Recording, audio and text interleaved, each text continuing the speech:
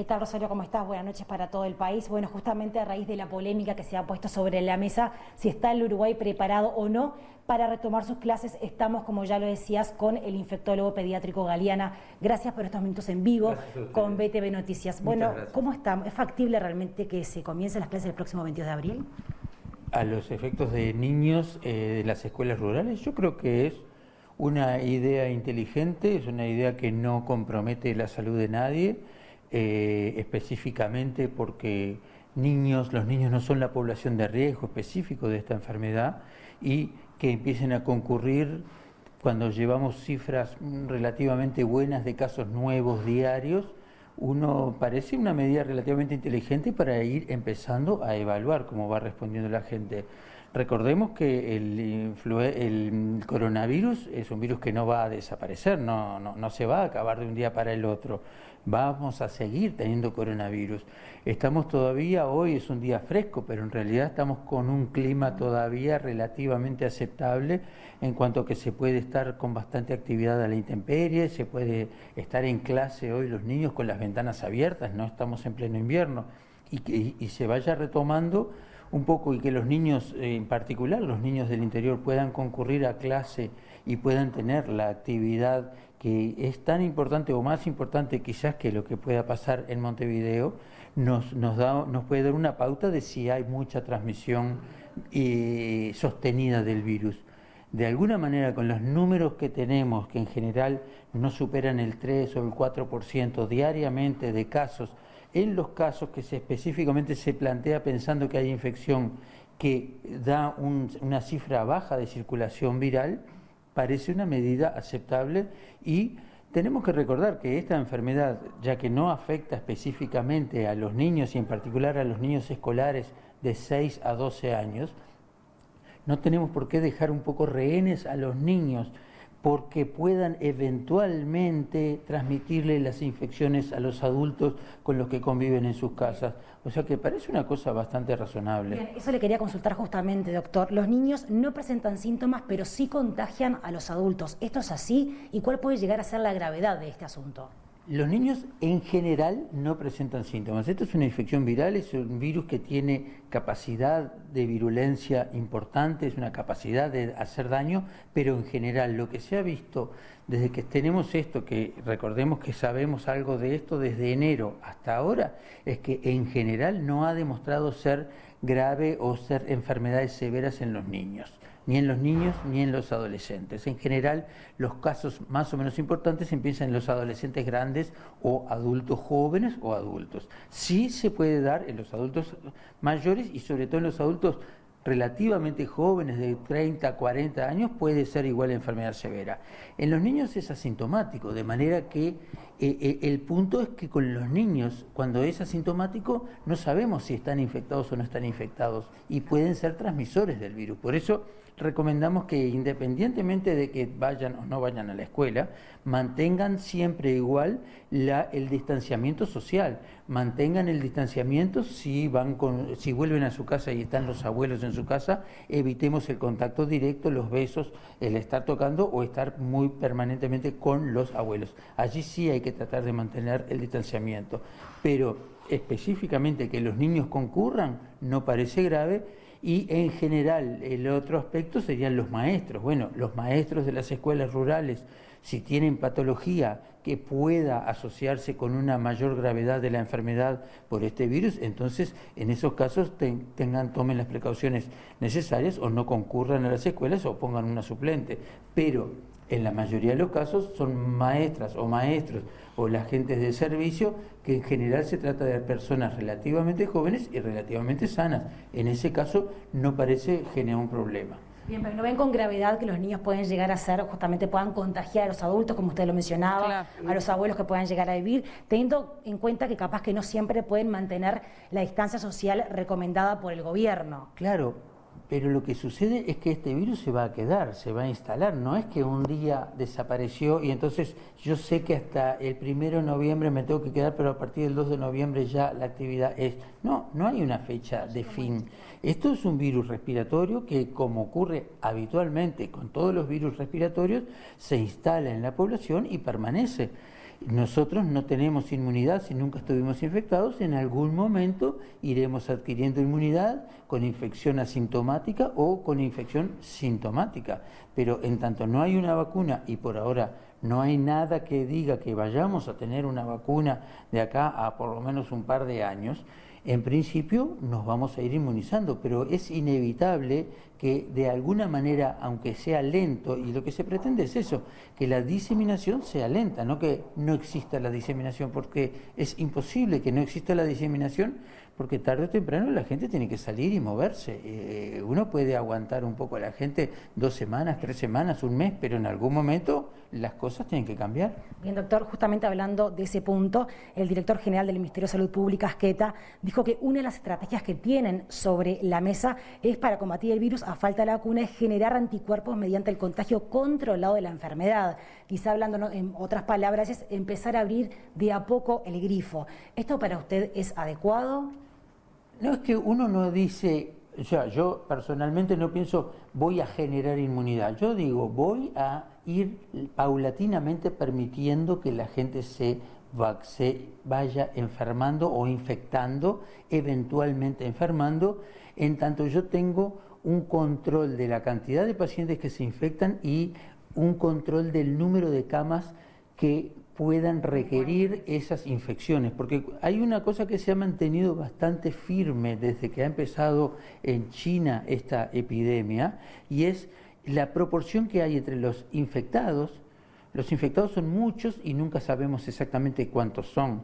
Los enfermos, porque ya tienen síntomas, entonces a ellos se les estudia, se les detecta y sabemos cuántos enfermos, los que se internan, que es menos que eso, y los que se internan en CTI, que es la excepción. En tanto nosotros vayamos manteniendo una proporción que, regulando el número de camas de CTI, sabiendo cuántos hay, es que uno puede ir calculando más o menos cuántos infectados y enfermos hay. Entonces se va regulando. Si el número de infectados se empieza a disparar, pues habrá que volver para atrás. Pero sin duda que puede llegar a ser contraproducente justamente que, bueno, pasemos de pocos infectados a de un día para el otro por empezar de abrir paulatinamente el grifo, genere una suma importante de infectados. Puede pasar, no tiene por qué pasar, puede pasar, nadie está libre que pase, pero es inevitable que tarde o temprano esto pase, porque tarde o temprano la gente se va a ir infectando. Entonces, estamos en abril, estamos a mediados de abril. Todavía quizás tenemos 15 días, un mes de un tiempo más o menos aceptable. Bueno, evaluemos un poco ahora con algún puntito de cómo va retomando la actividad y vemos qué tanto aumenta. Porque esto, ¿cuándo lo vamos a hacer si no? En algún momento hay que hacerlo. Y en junio o en julio va a ser más difícil que ahora. Entonces, de repente, ¿va a ser más difícil que ahora en esos meses? Lógicamente, porque si seguimos con gran población que no se ha infectado, en algún momento la gente igual va a tener que salir a trabajar, aunque pongamos que podemos no largar las clases en general, pero la gente se va a terminar infectando y va a terminar infectándose y acumulándose en los centros de internación, de repente en los meses más peores para nosotros, para nuestro, que es junio, julio y agosto. Entonces no parece mal a un mes y medio de junio, digamos, tener todo mayo y tener abril, en la parte de abril que queda, como para ir evaluando cómo crece el número, pero solamente para tener una noción de cómo ir viendo cómo se propaga la virosis, que tarde o temprano se va a propagar en todos lados.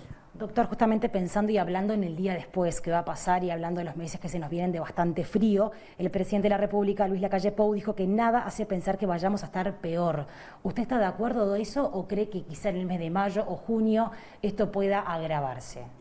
Y bueno, todo puede agravarse, siempre puede agravarse. Nosotros tenemos unas cosas a favor y tenemos otras en contra. A favor tenemos que se inició la restricción de la gente, la restricción de las clases tempranamente cuando había muy pocos casos. Y tenemos a favor que todo marzo y lo que va de abril ha sido un mes relativamente bueno en el sentido de que se puede estar en la intemperie, se puede estar con las ventanas abiertas y eso en general favorece la baja diseminación de las infecciones virales. Esos son los puntos a favor. El punto en contra es que inexorablemente vamos hacia el frío.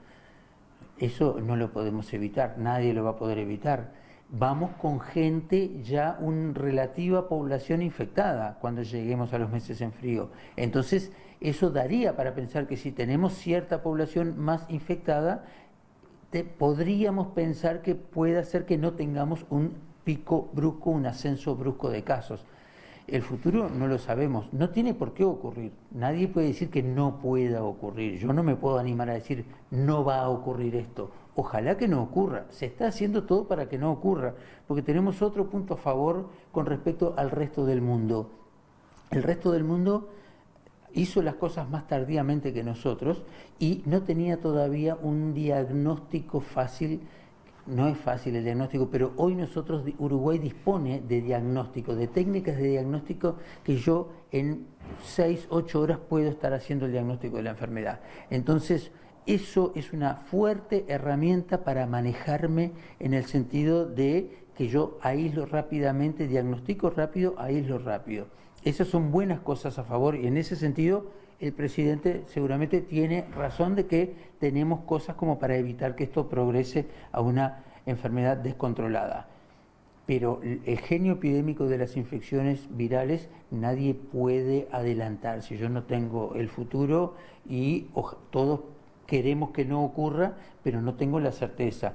No me parece mal, por eso, en este momento, empezar a ir abriendo para ir evaluando cuánto se me dispara.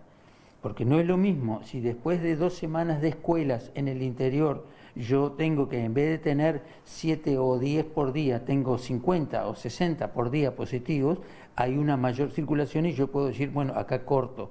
Pero si yo sigo abriendo la escuela y sigo teniendo una cifra diaria nueva de casos positivos relativamente baja o que cambia muy poco, puedo con tranquilidad continuar paso. O sea, creo que acá hay que dar un paso, evaluar, controlar, analizar, estudiar, hacer nuevos test, reevaluar, después dar otro paso, siempre con la posibilidad de que la última medida que tomaste, si es necesario, volvemos para atrás. Eso es, pero me parece que no hay muchas opciones, no tenemos muchas opciones. No es que hago esto o no lo hago. Y si no lo hago, ¿qué quiere decir que no lo hago? ¿Cómo puedo no hacer? ¿Qué voy a decir? ¿El país va a seguir cada uno encerrado en su casa hasta diciembre que haga calor? Eso tampoco es viable. Entonces, no me parece mal que tengamos que empezar a ir probando con una actitud científica en el sentido de evaluar científicamente si el paso que se está dando es un paso real o es un paso en falso. Si vemos que las cosas empeoran, volvemos para atrás e insistiremos por otro sitio. Pero igualmente, si tengamos que volver para atrás, igualmente no llegamos a un pico elevado en la gráfica según Pero usted. claro, ¿por qué? Porque tenemos capacidad de darnos cuenta antes, porque tenemos hoy diagnósticos. Si se están haciendo 600, 700 o 800 diagnósticos por día, yo tengo una herramienta que hace 20 días, 15 días no tenía. Entonces, y que los otros países no han tenido esa posibilidad de decir, puedo hacer diagnóstico rápido. Eso ha sido hace 15 días lo que estaban diciendo en todas partes del mundo. Urgente tenemos que tener diagnóstico. ¿Por qué? Porque no lo tenían. Nosotros ahora lo tenemos. Hemos ido con la posibilidad y con la suerte de tener como un par de 2 semanas de delay, de separación entre lo que pasaba en el mundo y lo que nos pasaba a nosotros. De manera que nos proveemos de las medidas que parecen las más lógicas. Hoy en día el mundo se maneja y en la salud es el diagnóstico y tener un buen equipamiento de protección personal, fundamentalmente para el personal de la salud. Buen diagnóstico y buen equipamiento de protección personal. Y la vida sigue, porque ¿qué vamos a hacerle? No podemos plantearnos, porque otros países, si yo estuviera en Italia, diría, de repente nos aguantamos un mes más sin hacer nada, porque yo sé que voy a pasar a una época de calor, pero acá yo no voy a pasar una época de calor, no puedo modificar eso, entonces tengo que ir probando, y si puedo probar un poco antes de que venga el verdadero frío, que es junio, julio y agosto, no está mal, porque es una forma de ir evaluando cómo se van dando las cosas. No sé el futuro. Tengo la fe, como todo el país, en que ojalá que esto no se nos dispare, pero quedándonos quietos tampoco hacemos bien. Creo que es mejor, estamos en una buena situación para ir diciendo, vamos haciendo algo, a ver si logramos vencer esto. Bien. Doctor, muchas gracias por su tiempo. Gracias a ti. Bueno, compañeros, entonces esta era la palabra del infectólogo pediátrico Galeana.